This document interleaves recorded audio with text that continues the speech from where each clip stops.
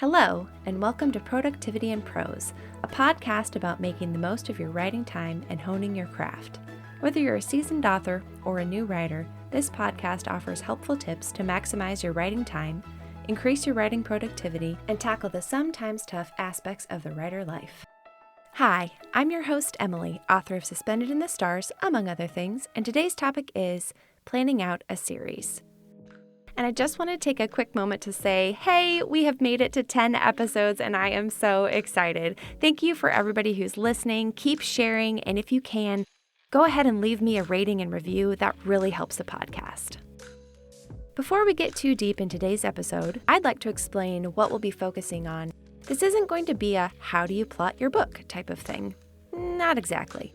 Instead, I'd like to highlight a few things that any writer can do while planning their series. These things can help ensure better, faster, and quicker writing. If you're not writing a series, though, don't worry. A lot of what I'll highlight today is geared towards being organized with your writing to make that more streamlined as well. You can use almost all of these ideas I'll suggest today with a standalone or a series. It's just more crucial to have these things figured out when you are starting that series. Remember, we're all about productivity here and things that will help speed up our writing, smooth out our writing time, and help us streamline our process. The tips and tricks that I'll share here today are the ones that I've put into practice, not only for my YA science fantasy series, but also my cozy mysteries, sweet romance, and romantic suspense series. The first thing I'm going to highlight today is make a plan. Could you have guessed that's where I'd start? Now, before you pantsers get all mad at me, I am not saying that you have to have your whole plot figured out for the entire series. I will say right here and now, a lot of my series don't actually have fleshed out details for each book, but they do have ideas written down. When I say plan, I mainly mean decide a few things ahead of time, and before you ask, yes, these things can be changed, so that you can get the scope of the series. By way of example, Suspended in the Stars started out as a prequel. I thought I was going to write a little novella on my blog for a month, and then I would be able to move on to writing the whole thing, as in the first book. I think I always saw it as a trilogy, but I didn't think I was writing the first book. Well, until I got halfway done at the end of the month and realized this was a story I wanted to tell. Things shifted, but I still took some time to see, if you will, where I thought this series was going. Not hard plans, but just enough of a vague idea that I could plan appropriately. This matters for a few reasons. One being foreshadowing. If you've got a trilogy planned and the bad guy has to show up in book 3, you'd better make sure he's in book 1, since when it's published, there's no going back. But it's also important to think ahead for things that will have a greater impact at the end of the book. You have to weave that in, as you would in the current book that you're working on.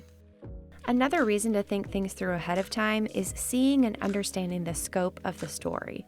Without giving away spoilers, I knew I wanted each book in my Xeris Galaxy saga to focus on a different couple, so I could keep the romantic tension in each book without having to emotionally or physically break up my main characters.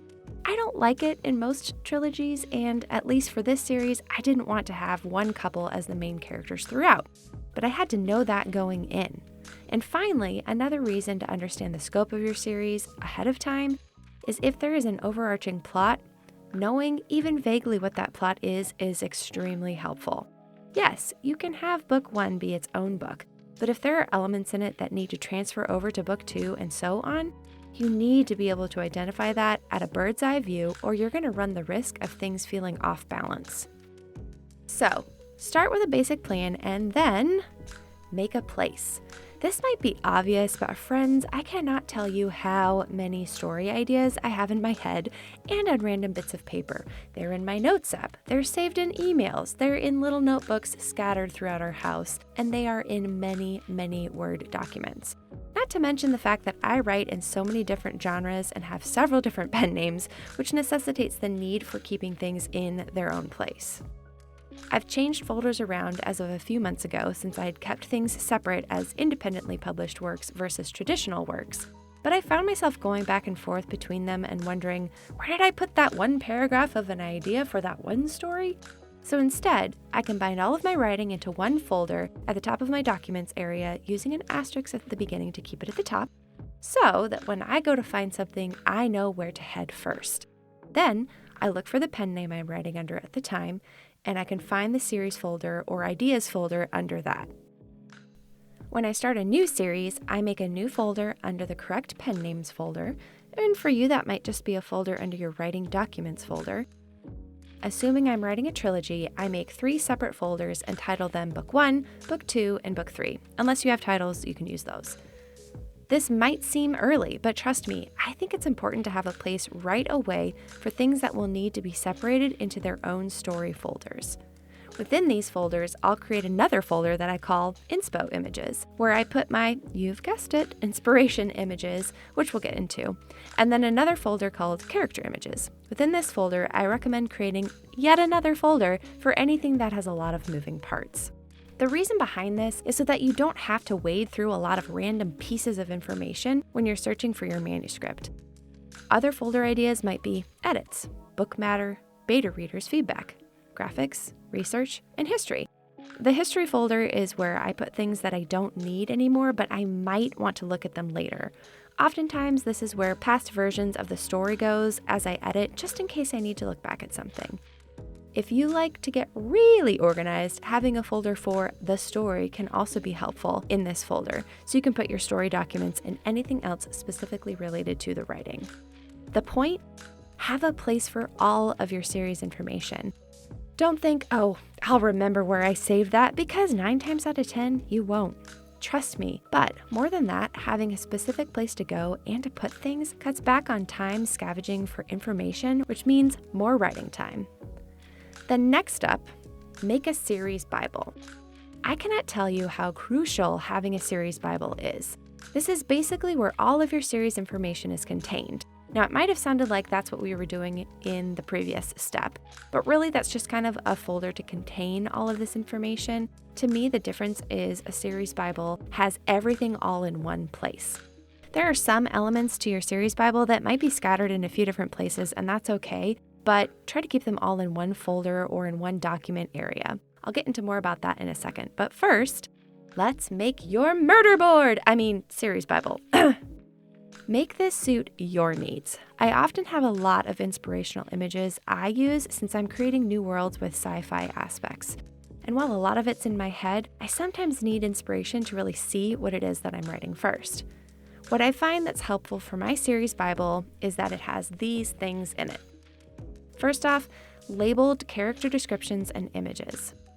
It could just be that I am a visual person, but to me, this is a crucial aspect of my writing process. Why? Well, because you're going to forget what color your character's eyes are and the name of that one guy who did that one thing in that last book. What I like to include in my character information section is their full name, an image of them, usually only if they are a prominent character, their age, eye color, hair color, height if important, smell if important, who they are, how they relate to other characters in the plot, and any other important information about them that matters to the plot. I've got an example for you from a sweet romance that I'm working on right now. Now, this is a side character, but this is kind of what I would technically do for most side characters. His name, Dawson Walker. He's 40 years old with short cropped blonde hair and a little gray at the temples, piercing blue eyes, 6 foot, athletic build. I know, he's the dream man. He moved to town 4 years ago, and he's a sound engineer who moved out to Montana to get away from it all. He lives on his own ranch. Now, that's obviously not a lot about him. It's very vague, but that's okay. It's just enough for me to look back and be like, oh yeah, who is this guy again? Was there anything specific about him that I needed to remember? And as the story progresses, I might add more to this just so that I can remember it. Like he walks with a limp, or he's got a scar, or something like that. Next up in our series Bible is a full cast list. I see this separate from my character list. It could just be because I write larger casts in my book and need to keep track of them all, but I keep this list simple and informational as possible.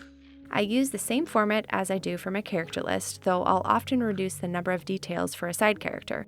They may get a photo, but usually not, and this just helps me keep track of them. And a note here, I find it immensely helpful to have yet another separate list just with the names of my characters. You're gonna laugh, but why? Well, because apparently I like to double up on letters when I'm naming characters. In the first draft of Suspended in the Stars, I had Renner, my main character, Roper, part of the circus, and Raxon, part of the circus as well. My editor wisely pointed out that this could be confusing. How had I missed that? And Raxon became Maxon. Next up, I have inspirational images that are included. So these are images that matter. If we're talking sci-fi, then I end up having a lot of really cool artist renditions of futuristic cities, clothing people might wear, and things along those lines. If we're talking sweet romance, then I have things here like scenery from the setting, clothing my characters may wear so I can pick something to describe, or maybe their car, pet, house, or other things like that. A little brief note here, something I have found to be very helpful recently is that having these inspirational images to pull from helps so much when you're working with a character artist as well. I will often go back to wherever I've placed these images, pull things that match my characters, and then send those on to the artists that I'm working with so that they can see pretty much what I'm seeing, and then I describe anything that's different. Next up in our Bible is we've got setting, information, and maps. For my science fiction, I've made my own galaxy maps just to keep things straight. But for my contemporary stories, I'll often pick a location. Even if it's a made-up town, I'll place it somewhere close to where I think it would be. And then I may take screenshots of it just to help me kind of relocate it in Google again. It helps because it's really great to be able to Google Earth things like this to describe the settings and other details like driving time from different locations and what might be nearby. You might also want to draw out a town map if you've got a small town or a city so that you can keep things straight. Also included in our series Bible is a glossary. Well, this is hugely important for speculative writers, but maybe less so for contemporary ones. I had to create a list of what I was calling things in my science fantasy because I'm building a whole world and I kept forgetting what things were called and how I spelled them. I don't need this type of list for a contemporary story. However, what might take its place in a book like that is a list of places in the story. For example, in my Winter Montana series, it kept growing and I needed to keep track of all the businesses I was creating in this cute little small town, and then also who owned them. You can combine this with your cast list if you want, and you can also add images to quickly reorient yourself when having to describe them. And then last in your series Bible is a notes section, or maybe multiple notes sections. This is very important, and I use this section for ideas for future plot points, reminders to myself, and other things that just matter. It might be a quick place that I can look back to for an idea that I had that I wanted to incorporate, but just didn't fit in what I was writing at the moment. Once you've got all of these things figured out, you need to decide where you're going to house them. I've got some examples for you. If you write in Scrivener, which I love to do, then you might have a document or folder that contains all of these things. This folder or page would then be copied and pasted to every new book in the series. Basically, you're transporting your Bible with you. I usually take my character list with me, my glossary, my map, and then a cast list because that tends to go throughout the whole series. If you write in Word, then I'd recommend having a totally separate document that has all of this information in it, even photos. Yes, keep it all in one place. You can also use Excel for this. I'd say a heavy plotter could really enjoy Excel's easy metrics system. It's just a bit more challenging to kind of format it. You can use sheets for things like characters, series outline, terms, and even chapter breakdowns. If we're getting really nerdy, you can have a sheet for each book that details every chapter and word count, which can be calculated for you.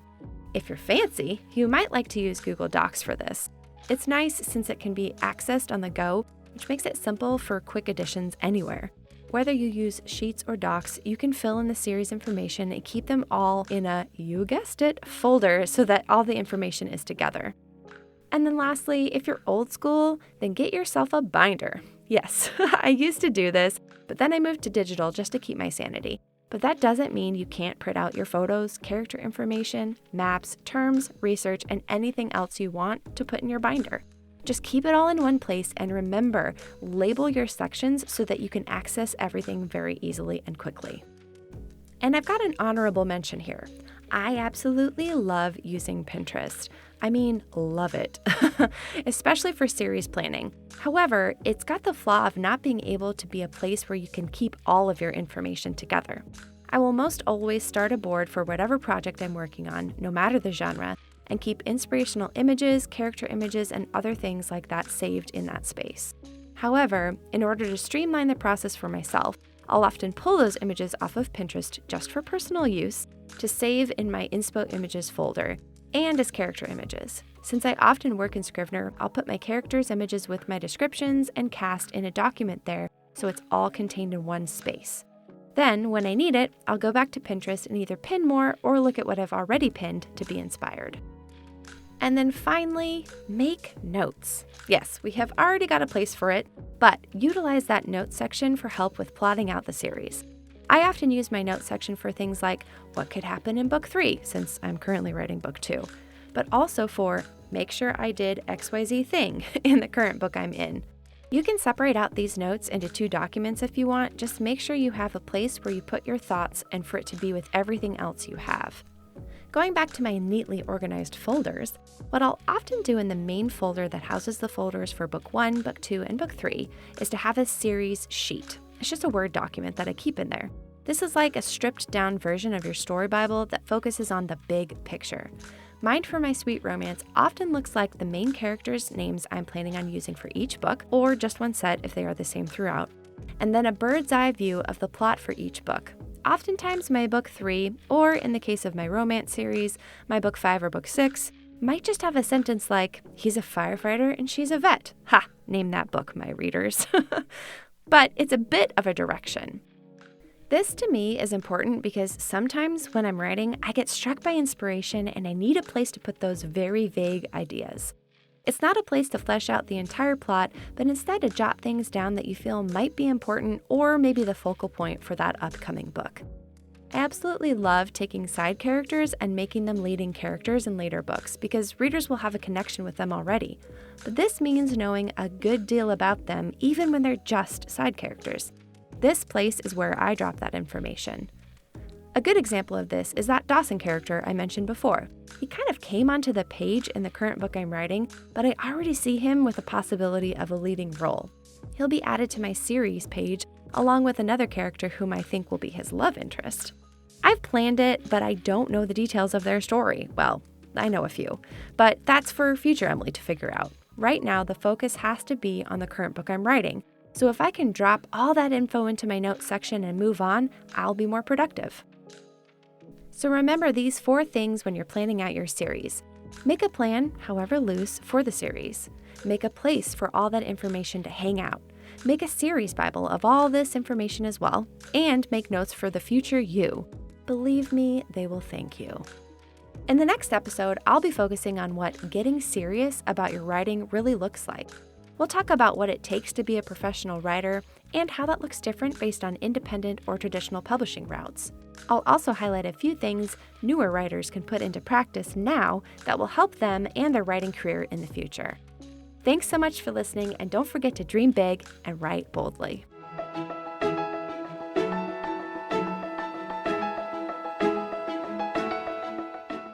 If you enjoyed this episode and you'd like to help support the podcast, please subscribe and leave a rating and review.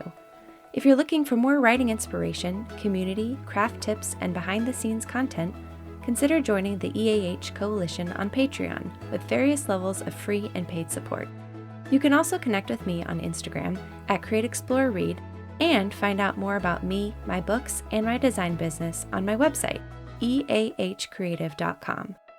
Productivity in Prose is an EAH Creative production.